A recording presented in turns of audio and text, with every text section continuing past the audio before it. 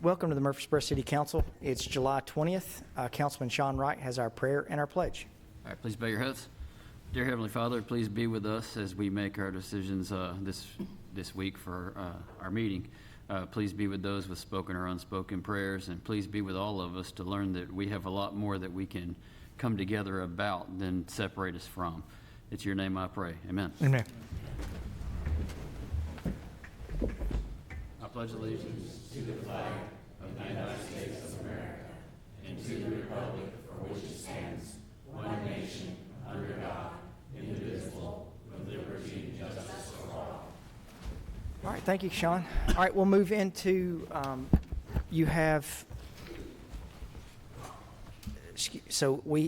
this is our first meeting that we're having public comment on items that are on the agenda. So the way the new state law is written, and Adam, tell me if I'm wrong on this, I know Jennifer is an expert on this now.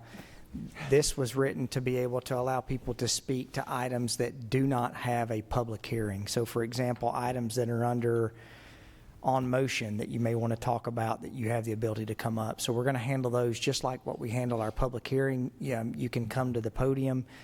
You have 3 minutes, but you have to sign up before the meeting. And I don't think we have anyone. Do we have anyone that signed up?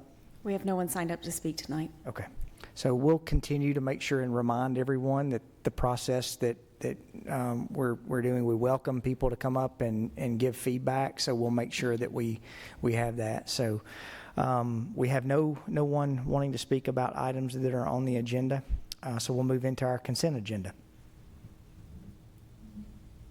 Anything that needs to be pulled off the consent agenda for discussion? So moved. Second. Motion and second. Please call the roll. Ms. Gels Harris? Aye. Mr. Maxwell? Aye. Vice Mayor Shocklett? Aye. Mr. Wright? Aye. Mayor McFarland? Aye. All right, we'll move into new business, and you have, we need to schedule a public hearing for a zoning ordinance, and we also have Planning Commission recommendations. Gabe, how are you? I'm doing good, sir. Thank you, Mayor and City Council. Our first item tonight on the recommendations from Planning Commission in regards to our land use matters is scheduling a public hearing for some series of zoning amendments proposals that will be discussed before you in the coming weeks. The first one was regarding height for temporary and accessory structure uses and wireless communication towers. This item was heard before the Planning Commission yesterday and voted to schedule a public hearing for August 2nd. Staff is recommending scheduling a public hearing date for City Council for August 17th, 2023. I'm here if you have any questions. Any questions? So moved. Second. Motion and second. Please call the roll. Ms. Gels Harris? Aye. Mr. Maxwell? Aye. Vice Mayor Shocklett? Aye. Mr. Wright? Aye. Mayor McFarland? Aye. All right, we'll now move into Planning Commission recommendations. Thank you, Mayor. The next item we have is a series of recommendations made from Planning Commission regarding 3 rezonings. These items were heard during the July 12, 2023 Planning Commission meeting. During these 3 items, again, these were rezonings that were brought before them that received approval and recommended approval to go onto the City Council. Staff is recommending the City Council schedule a public hearing date for August 17th, 2023. My only ask would be is that on that one item, the zoning application for the 34.2 acres, and really for any of these, as those are scheduled, is there any way just to send an email to the council? I think it's useful to attend those and just see what is on the neighbors' minds regarding, some of these applications. Yeah, I mean, of course, we can do that. Incorporate that into our regular procedure. If there's items that believe by the City Councils that are important for City Council's intention, we can definitely do that. That was one in particular. I know that there was a lot of discussion around, so I'd be interested in going to that one in particular. We can send out a notice to the City Council members, yes. Thank you. So moved. Second. Motion and second. Please call the roll.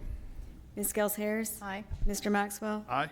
Vice Mayor Shocklett? Aye. Mr. Wright? Aye. Mayor McFarland? Aye.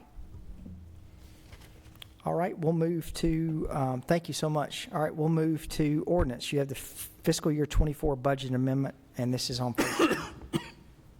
Thank you. After the FY24 budget was approved, we were notified that the city is eligible for a state grant to provide SROs in each school. In addition, staff has evaluated the public safety pay plan and determined that it's appropriate to increase the plan by 2.5% with a budget impact of $1.2 million. While the impact of these two items results in a net expense of around $260,000, I want to point out that the grant and the raises are not related, and the SRO grant is not specifically funding these raises. I emailed y'all earlier today with just a snapshot of how the raises are being funded, and that's with a mixture of using the budgeted increase to fund balance of around $555,000. We also had non-recurring expenses that won't be on next year's budget of around $465,000. And then we could consider a portion of our unforeseen contingency line item to balance that out, because typically those items are one-time in nature for that contingency line. Quick question, the 975 that's coming from the governor's proposal, that's money we already had budgeted, correct? Okay. Yes. It's, we already had SROs in all of our schools, so Okay. it's reimbursing us for already budgeted expenditures. Okay. And it's not fully covering Okay. all of our expenditures with those SROs. I've got a quick question for Chief Bowen. Chief, see you back there. I know you're not gonna, we don't ever expect you to say 2.5% is not enough. But you know, getting information from people who are dealing with this daily, do you feel like the 2.5% that we have right now is going to keep us competitive on what other departments are doing or continuing to do on recruitment, including where departments are getting people to that midpoint and to that top out quicker? So not necessarily our starting salary.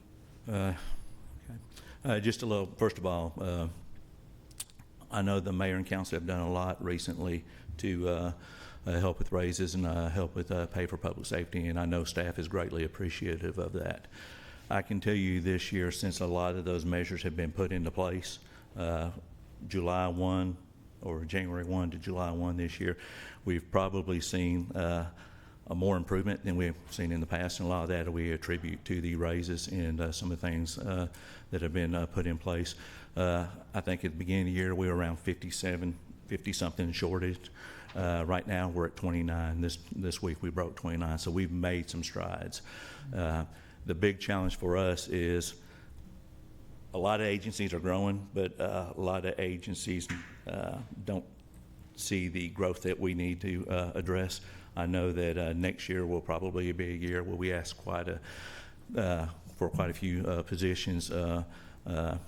So with that being said, it's going to be a challenge for us not to lose momentum the second part of the year. So we need to stay competitive so that when we do go into next year and if we do have additional positions approved, we want to be working from a standpoint of filling new positions versus trying to catch up on the old ones. So I can tell you this, that the steps that have been taken before have made us very competitive, and I think that with some of the recent raises, things put in place in other cities, I think that consideration needs to be taken to make sure that we maintain that. Okay. My opinion after reading through and seeing that we already budgeted for the SROs because that was a decision the council made many years ago that we wanted to have an SRO in every school. So I don't get the opportunity to make a motion, but I would like to see us have that at the 5% that was initially discussed, as opposed to just doing 2.5 and then 2.5 maybe in August. We've got $975,000 that we already had budgeted. Instead of sticking that back in the general fund, I would like to see us go ahead and give 5%, the 5% that we initially talked about.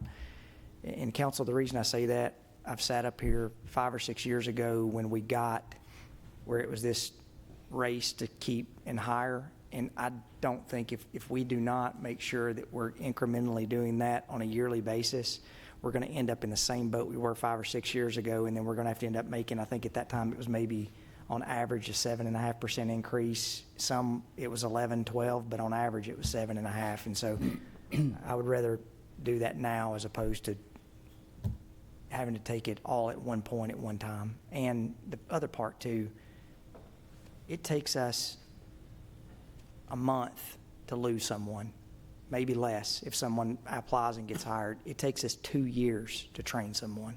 And so I would rather pay on the front end as opposed to, losing, whether it be a firefighter or a police officer, and then have to retrain someone. So I think it's cheap money right now. I agree. Move for approval. Second. As amended? Yes, sir. As amended. As amended, I move for approval. All right, we have a motion and a second. Will you please call the roll? And just to be clear, this will be 5% across the board for, I think we said commissioned or certified officers, firefighters, including Exempt. all the exempt employees as well. This also includes the communications staff. Dispatch, yeah. It does include the dispatch? Yes. Okay, good. Does it exclude anyone? Seems like we named all of them. It would exclude like the administrative staff and people on the general pay plan. Which would already be, yeah. The exempt are going to move, the exempt certified officers will move to the public safety pay plan so that we can be consistent with how those increases are But given. this would take care of also topped-out employees, that number raises, so that's, yeah, okay. So I think, I got it. all right, we have a motion and a second. Please call the roll. Ms. Gels Harris. Aye. Mr. Maxwell. Aye. Vice Mayor Shacklet. Aye. Mr. Wright. Aye. Mayor McFarland. Aye. Thank you, Chief. Thank you, Mayor and Council. All right, we'll move to code amendment regarding the location of sexually oriented entertainment. Mayor and Council, this proposed amendment follows what we've long done, which is to restrict certain sexually oriented adult businesses from certain other types of land uses.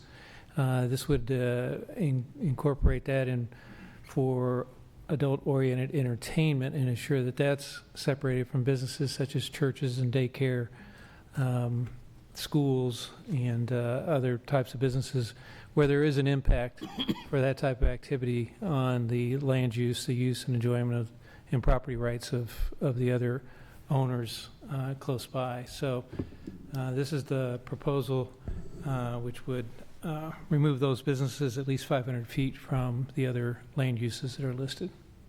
So it's listed in the ordinance, a church, a daycare, library, schools, funeral parlors, and parks. Right. And a home, someone's home. Residences. Yeah. Yeah. So like the church, the so many feet from a liquor store and all that, right? Same, yeah. Any questions? So moved. Second. Motion and second. Ms. Brown, please call the roll. Ms. Gels Harris. Aye. Mr. Maxwell. Aye. Vice Mayor Shacklet. Aye. Mr. Wright. Aye. Mayor McFarland. Aye. All right, we'll move into on motion. We have 2140 North Thompson Lane, and this is a furniture order. Good evening, Mayor, members of council. If you need any help sleeping tonight, these agenda items maybe will help you that, and you can skip your melatonin. We do have furniture purchase for 2140 North Thompson Lane tonight. That's the office building we purchased for admin for Parks and Rec and Fire. That work is underway. We've worked with staff, the designer, and Nashville Office Interiors to come up with a plan to furnish that building, and this is a proposal to furnish the building. We're asking for $185,869 for that agreement coming out of the Community Improvement Plan. And I recommend approval of the contract from the state bid. Any questions on buying some furniture? Is it in Corinthian leather? We tried to balance out the comfort of our staff and the spending of taxpayers' monies, and so we try to go the middle of the road, not too cheap and not too expensive. I just know Chief McCluskey's desk was going to fall apart if he had to move it, so no issue from me. So moved. Second. Motion and second. Please call the roll. Ms. Gels Harris. Aye. Mr. Maxwell. Aye. Vice Mayor Shacklet. Aye. Mr. Wright. Aye. Mayor McFarland. Aye. All right, so we have the Blackman Park Master Plan Task Order. Thank you, Mayor. Members of council, tonight we have a task order for the master planning professional services with Gresham Smith Partners. We solicited proposals, and Gresham Smith was selected as the #1 respondent, and so we've negotiated with them and now have this task order for master planning at the Blackman Park. We do have Jason Cockmar with us tonight from Gresham Smith, who joins us, and if you were to have any specific questions for Gresham Smith, he'd be able to answer those for us. And so this task order would include the master planning. The cost of that is $182,858. Because the property includes some park elements and some, we anticipate some non-park elements, we're splitting up the cost of the master plan from the park allocations, as well as $70,000 that would cover the other services or other facilities on the park on that property, and a CIP transfer is included for that. We'd recommend approval of the task order and the funding that we've recommended here tonight. I'm glad to answer any questions. What's the time frame on that? We'll go to work as soon as this contract is put in place, which should be at the end of the meeting. We'll get that signed by the mayor, and we'll be meeting with them early next week or the following week to have our kickoff meeting. And we'll work quickly on this. Our commitment to the mayor and council was to break ground on some park improvements there by the end of the year. Sam, would it be reasonable, would y'all mind just, once you get in the process, to send us something that just sort of has a timeline on, that would give us expectations on design should be done by here, bidding should be done, and yes, so the initial master planning, which would include a lot to do with access and utilities, will help us define those timeframes. Mr. Williams and I actually owe a visit, and we want to meet one-on-one with the mayor and council and talk about your ideas for how the park would be furnished, understanding the desire we have to provide this amenity on the west side of town, but also understanding the budget limitations that we're up against. And so we'll be scheduling that discussion with you all in the next couple days so we can have some feedback with the design team on your thoughts as well. Is there a skeleton of what exactly would be in that park right now? Will it have tennis courts, pickleball, splash pads? What's exactly are we looking at for that? So our discussions have generally focused around neighborhood and community park facilities, and I would compare and contrast that to maybe structured athletics.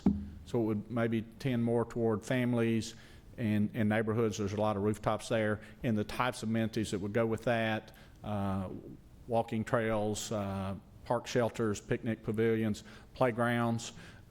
We will try to incorporate some multi-purpose areas for play and recreation, but we don't anticipate it being, say, eight ball fields. It would tend to be more of the community and neighborhood park elements. And I think part of the limitation on that too is the budget that we have, and I'll just remind you that we've recently set $8 million aside for this, some from the MED proceeds and some from the general fund. And so we're working to bring you something that would work within that budget, and also programming the 95 acres that we have set aside for park and open space. All right, any questions? Move for approval. Second. Motion is second, please call the roll. Ms. Gels Harris. Aye. Mr. Maxwell. Aye. Vice Mayor Shacklett. Aye. Mr. Wright. Aye. Mayor McFarland. Aye. All right, we'll move to Cason Lane Pre-K Annex. Thank you, Mayor. Tonight we have replacement of 2 HVAC units at the Cason Lane Pre-K Annex. We purchased this building in the spring, assigned it to City Schools for the creation of a Pre-K Annex on the west side of town. That work is well underway. We have 2 units there that are 25 years old, original to the building, recommended for significant repair, and so we want to get out in front of that, and we have a proposal for you tonight to replace those units using a contract with Trane, a state bid contract, and the price of that would be $68,344. We anticipated some improvements to the HVAC system with our original budgeting, and so this is in line with what we've anticipated, and that would be funded from the 2019 CIP. I'd be glad to answer any questions. So moved. Motion is second, please call the roll. Ms. Gels Harris. Aye. Mr. Maxwell. Aye. Vice Mayor Shacklet. Aye. Mr. Wright. Aye. Mayor McFarland. Aye. All right, we'll move to City Hall renovations, professional services. And the last item I have for you tonight is professional services agreement with KDGI, architecture firm located here on the downtown square. They'll be providing some architectural design services to look at this building, City Hall. We have some security upgrades that we've anticipated for the second floor, which also will give us an opportunity to look at repurposing and reprogramming that second floor. You may recall City Hall's been here since 1992. We've had some minor changes here or there and some remodel and those sorts of things, but we're anticipating maybe a more significant upgrade here to take advantage of how we process work today and our staff and office needs. So we're anticipating a very significant change to the second floor and also some modest adjustments on the first floor in administration, legal, and finance. So I recommend this contract for you tonight at $164,500. That would be funded from the FY21 CIP. We'd be glad to answer any questions on this. Mr. Ellison, I want to make sure I read this correctly, but initially I thought it was expensive, but then realizing MP&E, mechanical, plumbing, and electrical is included in this, correct? Yes, we do anticipate some modifications or changes to fire and sprinkler, the heat and air and ventilation system, as well as the electrical system to match up with the new configurations we envision there. Okay. And we have not chosen the contractors for these various things yet, right? That's correct. This is just design. So this would include the revised layouts and the work necessary to accomplish that, and then we would put together a bid document that would send out for the contractors. And we've anticipated this second floor remodel in our CIP, and Ms. Tucker has funds identified for that we've set aside to use for the actual renovation. Okay, and when we do look at the contractors, I'd like to see us look at some minority businesses. We'll certainly work with our procurement department to make sure we get a good representation from those business segments. And it can be black, white, all women, Asians, but I'd like to see us use some minority businesses. All right, any other questions? Move for approval. Second. Motion second, please call the roll. Ms. Gels Harris. Aye. Mr. Maxwell. Aye. Vice Mayor Shacklet. Aye. Mr. Wright. Aye. Mayor McFarland. Aye. Thank you, Mr. Ellison. All right, we'll move to agreement for Patterson Park site survey and parking lot design. Rachel. Good evening, Mr. Mayor and Council. I'm here to seek approval for the agreement with Griggs & Maloney for the Patterson Park site survey and parking lot design. The parking lot at Patterson Park Community Center needs repairs due to asphalt deterioration. Additionally, the existing parking area is not large enough to accommodate the patrons at the facility, with overflow parking in the grass area being used on a regular basis. Also, with the anticipated replacement of the existing playground and additional splash pad, additional parking will be necessary. It is expected that the specified redesign will provide an additional 75 parking spaces, and the total cost for design services is $55,200, funded by the FY21 CIP budget. Be happy to answer any questions. I have a question. Just give me a second, please. I've got one while you're I got looking it. for that. I got it. You got it? Okay, Yeah. go ahead. On the demolition, you all are taking down the pavilion Yes, ma'am. and replacing them with parking spaces? Yes, ma'am. What are you going to do about relocating that pavilion? So we will have one of the pavilions will still be standing there, and then we are looking at replacing the additional pavilion at a later date. Which one is going to be standing? The one closest to the restrooms will still stand. So it's just the one over by the playground, the existing playground. The Is that the smaller of the two. The large one? The smaller of the two for the demolition. Okay, so we're going to leave the large one up. Yes, ma'am. Thank you. Austin? Yeah, when this takes place, it's pretty busy down there. So it's like, I'm taking you're doing it in stages or doing it at night, or just kind of curious, because it's a busy, crowded area, lots of people coming and going. So We will just from- definitely have to orchestrate that and come up with a plan for the patrons to still be able to use the facility. Okay. Just asking because it's needed, but it's a high-use facility. Absolutely. Okay. So moved. Second. Motion second, please call the roll. Ms. Gels Harris. Aye. Mr. Maxwell. Aye. Vice Mayor Shacklet. Aye. Mr. Wright. Aye. Mayor McFarland. Aye. All right, we'll move to the agreement for Old Fort Park Tennis Court project. Good evening, Mr. Mayor and members of the council. Old Fort Tennis Courts, the original 8 courts were last renovated 30 years ago, and they've shown a lot of signs of stress, and we've done all we could do to repair the cracks over the years.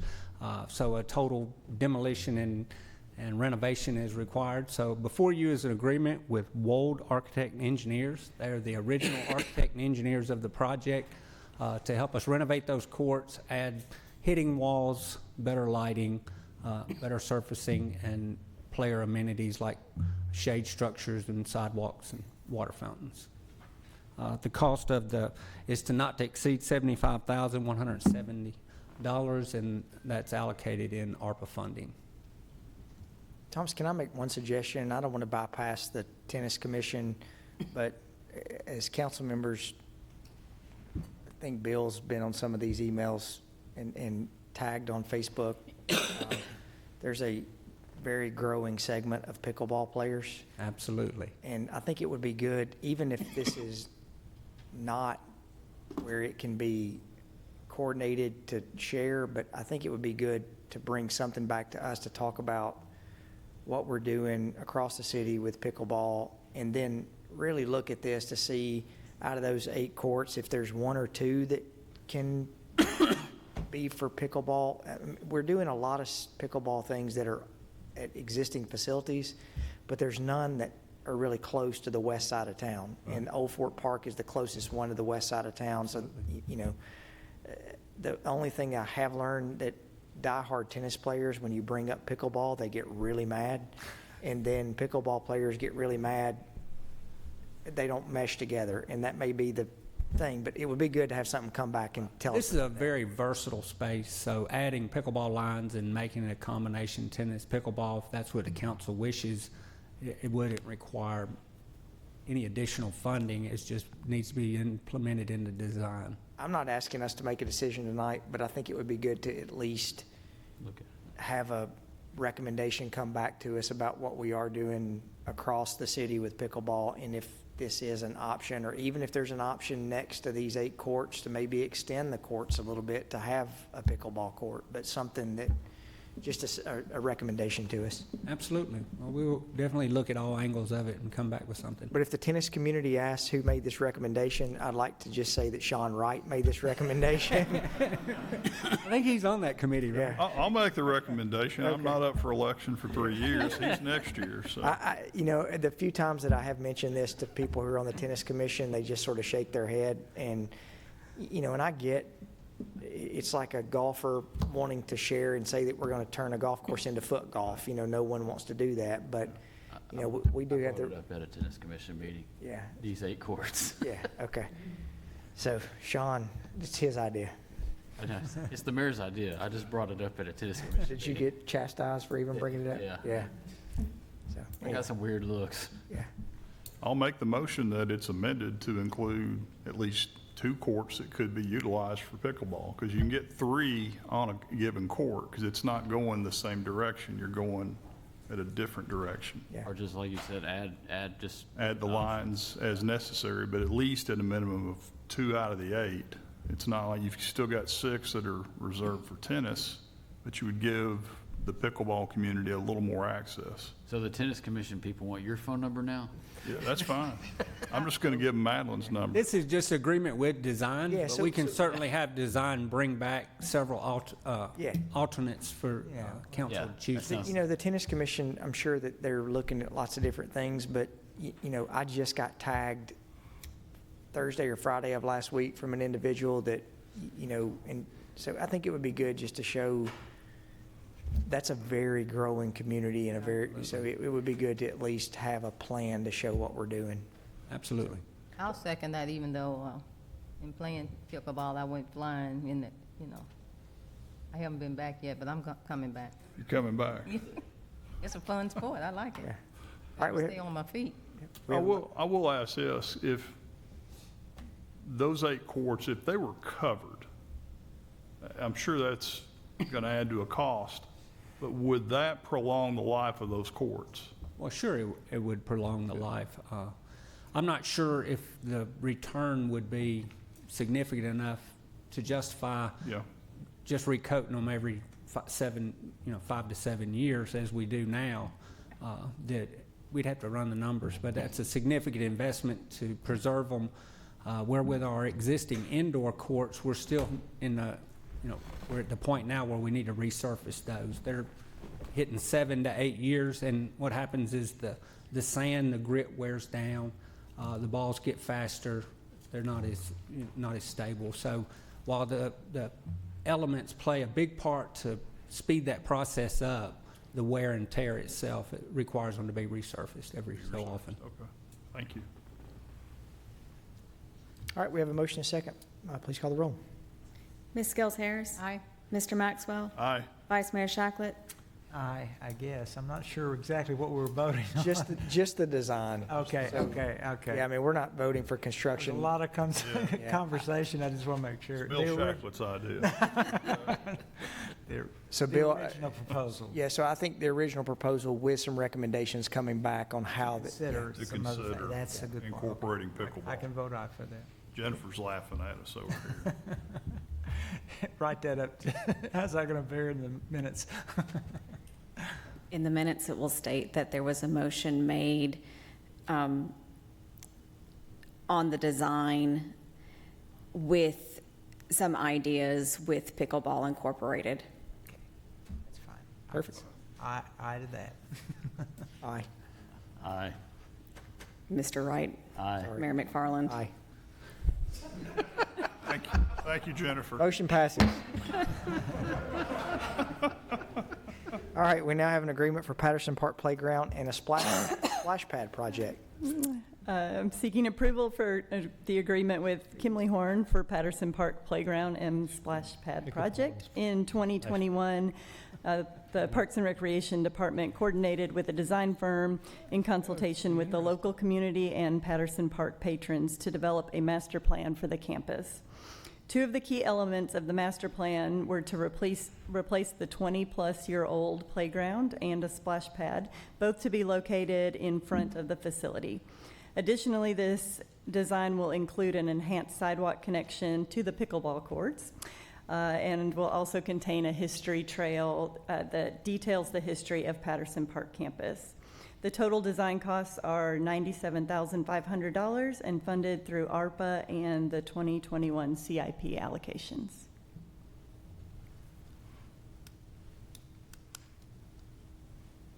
Any questions? So moved. Second. Motion and second. Please call the roll. Ms. Skels Harris. Aye. Mr. Maxwell. Aye. Vice Mayor Shacklet. Aye. Mr. Wright. Aye. Mayor McFarland. Aye. Thank you. All right, we'll move to ADS Professional Services Contract. This is the First Amendment. Mr. Gore. Mayor, council members, thank you for the opportunity to come before you tonight.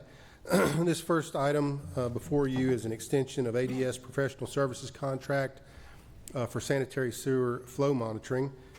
This is a year one extension. Their contract actually expired June 30th, and we're adjusting it per the Consumer Pricing Index for the Southern Region. I put an illustration up on PowerPoint just to show you this is very much necessary for us to do our sanitary sewer allocation report each year. So we've been in contract with ADS now for over 15 years, and we would recommend amendment number 1 for year 2 in the amount of $330,000. Available for questions if you have any.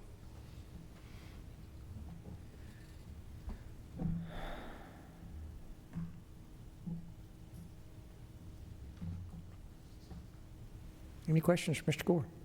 No question, so moved. Second. Motion and second, please call the roll. Ms. Gels Harris. Aye. Mr. Maxwell. Aye. Vice Mayor Shacklet. Aye. Mr. Wright. Aye. Mayor McFarland. Aye. All right, we have an EnviroSite inspection system. Thank you, Mayor. Again, this is a mainline sanitary sewer gravity inspection system. It's basically made of a truck and a van and a off-road vehicle with a camera that is included. It's got a crawling mechanism that actually lets it go through the sanitary sewer lines. The total contract price is $263,257. This is a $39,680 increase from our Aries Voyager system that we did get a full refund for because it was not operating properly. So they gave us a full refund, and we've gone with this EnviroSite Rover X system. So again, this is very integral to our sanitary sewer rehab construction contracts, where we go in and inspect the cameras and find leaks and necessary repairs and rehabilitation. I'm available for questions if you have any. This is a purchase, not a contract or service. Correct. This is a purchase for the physical hardware. We have employees that do the work, CCTV technicians. What's the lifespan of a piece of equipment like I that? think it's probably somewhere in the 10-year range. They usually last pretty, I mean, we repair, I mean, we do a pretty good job of keeping them operable.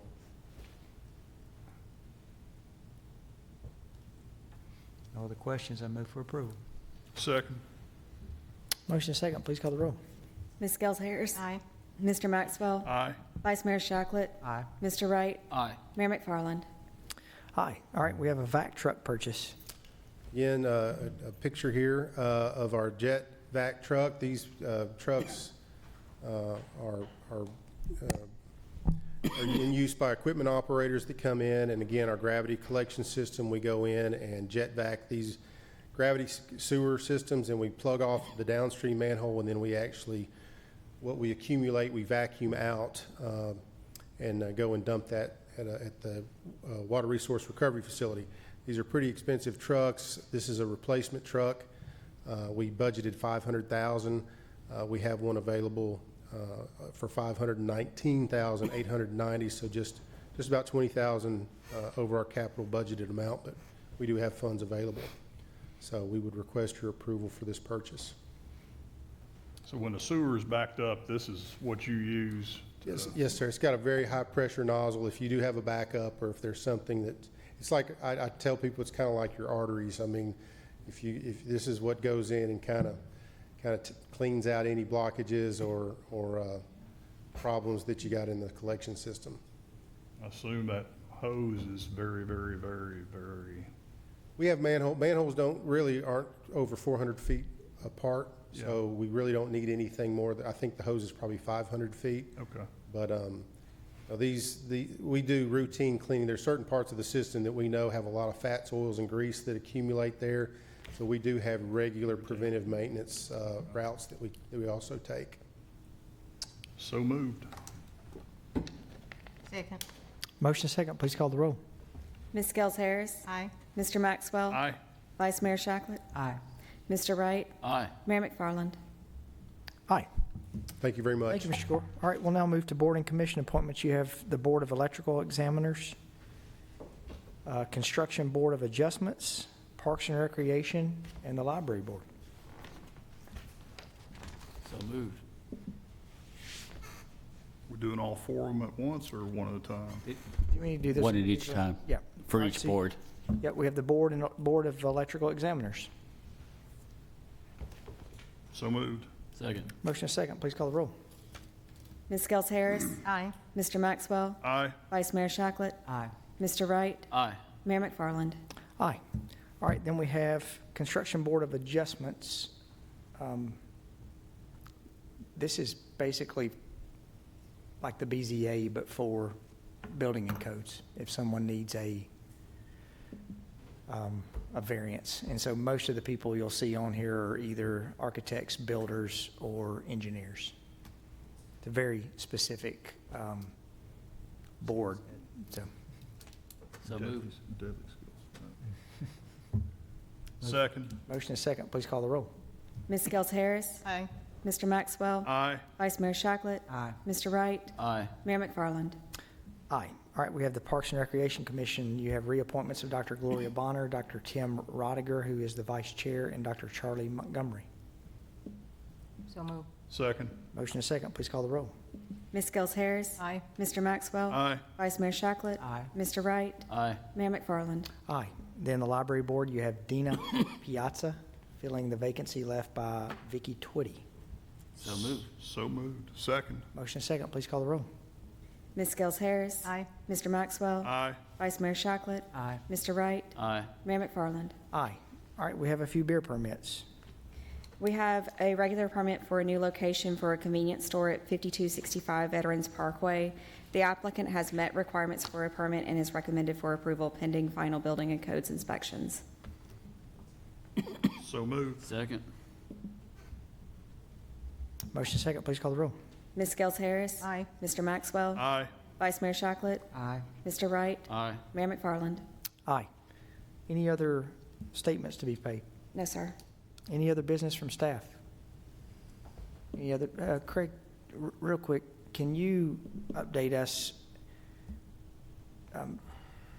We're getting through July where a lot of breaks are over, but what's our anticipation, the 27th and then August the 3rd? Will we be, Right now, we anticipate that we will not meet on the 27th, but we will meet on the 23rd, or on the 3rd, rather, August the 3rd. Okay. Yeah. okay? I'm asking because there's one council member who has 2 kids that they're going to be taking to college, and we're going to be gone on a Thursday, so more for asking for emotional support. So. All right, any other business for council? I have one comment that I wanted to check with council. I'm a nerd and watch a lot of our board and commission meetings on our great TV network that we have. Adam, this is more of a procedural question. Sure. I don't want to say the board specifically, but I would like to make the recommendation that on our substantial board and commissions that we do voice votes as opposed to roll calls. So I was watching one of our meetings the other night, and people were confused on who voted yes and who voted no because it was a voice vote. And so I just think on, especially if it's a televised board, it doesn't take 15 to 20 seconds to call the roll and say whether you vote yes or no. And not only does that let staff know where everyone voted, but it lets the applicants on certain projects know where they vote. So I don't think we have to do a ordinance for that. No. But I think it would be beneficial maybe to let our department heads who chair or who oversee those boards, if the council agrees that it makes sense that we don't do voice votes, we do roll call on votes. That was a confusing vote. Yeah. Yeah. The planning commission had a vote the other night, and I think one member, they had to ask, well, he voted no, and he said, no, I voted yes. And so it just made it seem to me that when people are voting on a project, it makes a whole lot more sense that you say how you're going to vote. I'll make that, communicate that recommendation to department heads as well as to the attorneys that attend those meetings so that they can Can't remind you- staff if necessary. Let me ask you a question, because isn't Robert's rules, if it's a voice vote, you can ask for a roll call vote, can't you? You can, yes, that's correct. I mean, if it's all ayes, then it may not, on every issue, I would think, I realize it only takes a little bit of time to do that, but Yeah. but if there's, you can always ask for a roll call vote if it looks like there's a 3-2 or it's you wanting to know that. So I don't know. I just think sometimes you don't know how people are going to vote until it's time to vote. And so I think in this, Okay. I think in this see that case, point. yeah, I think in this case, Sean, you can speak, no one really knew how. Yeah, nobody knew how the vote said. We voted twice on 2 different motions back to back, and both of them were 4-3 votes opposite, but nobody knew who was who. And the other one we thought was a 5-2 vote. So it did. Nobody requested a roll call It did vote? end up being a roll call. Okay, well, yeah, that's what I was saying, I think you could always request a roll call vote if it was close, so. yeah. Only reason I say that, Bill, I think it just sort of takes the ambiguity out of it, that, Yeah. the chair doesn't have to determine, like I think we voted a few times on, acclamation or a roll call vote when it's been something like a retirement or a ceremonial, but it just seems like it's, I don't think that in the Water and Sewer Board, where you're not dealing with a lot of controversial issues, that we should say, hey, do a roll call vote every time. But I do think in certain boards and commissions, it makes a lot of sense, especially when you have people out in the audience and you're holding a public hearing, that you just take the time to do a roll call vote. I think that makes a lot of sense. Agreed. We'll make that recommendation. Okay. And Bill, I'm not trying to tell the planning commission what to do, but I know I was watching it from the audience, and as a matter of fact, I texted. You couldn't tell what was going I on. texted, Chairman Jones, said, hey, just a suggestion, maybe in the future it would be good just to do, on public hearings, do roll call votes, but I think it makes sense that everybody knows where everyone stands. All right, so we're not meeting next week, No. but we will meet on August the, Well, barring something extraordinary, we won't meet next week, but we will meet on the 3rd. all right, well, happy end of July. Yeah. All right, we'll stand adjourned.